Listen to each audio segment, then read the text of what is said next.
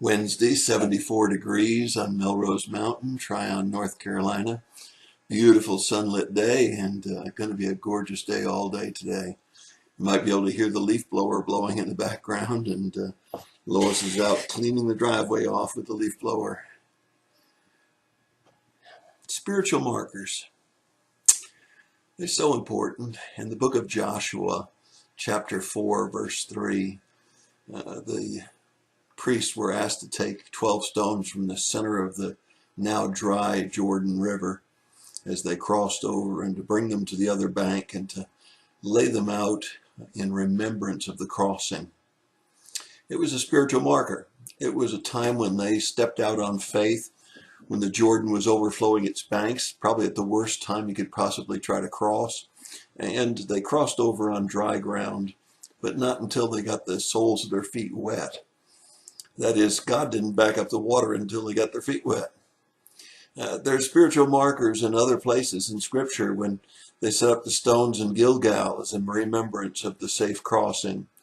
There's the altar that Noah built when he stepped out of the ark after the flood, the altar that signified God's safety and deliverance, and Noah's worshiping God there at the altar. There are also some negative markers. There's some markers that would mark the spot where Achan, who had defied God's orders not to take any of the spoil of the invasion of Ai, where the stones not only were used to kill he and his family, but they were also used then to pile up on top of the bodies as a memorial or as a marker in the valley of Achor, so that the people would remember what disobedience to God really means.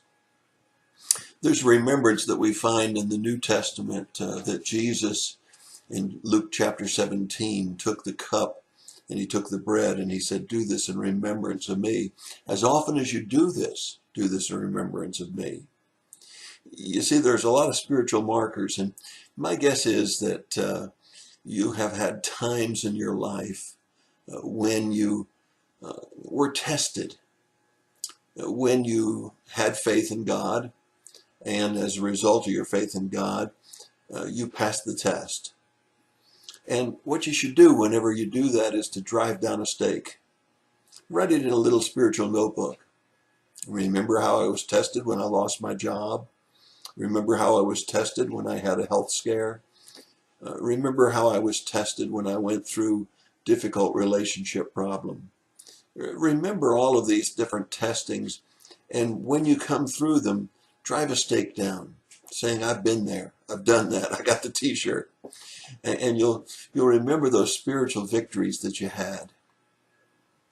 There's also times when you failed. It's not a bad idea to drive a stake down there either, to remember the times that you failed because you didn't have enough trust in God, because you didn't have enough faith to see you through, when you made the wrong decisions because you didn't consult God. There's times when you need to remember those spiritual markers as well. Spiritual markers are an important part of the Christian life, both failures and successes, to let us know where we've come from. Now, that shouldn't chart our course for the future. We need to be sure that we use those to learn from, to give us courage to go on to the next test, or to avoid the same mistakes that we made before.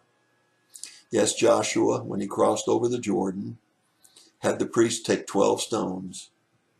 And it says not only were they to learn from the 12 stones that they crossed on dry ground, but every time the children would ask what the stones were about, that they could give testimony of what God had done. So our spiritual markers are not just for us, but they're for future generations. I realize there's nothing quite the same as a first-hand experience, but you know what? A lot of times we can learn from others, and many times we do. And so just as Noah's children would say, "Well, why did you build an altar there?"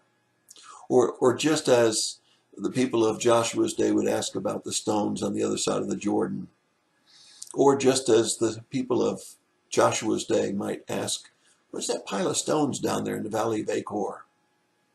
There are places where they're memorials.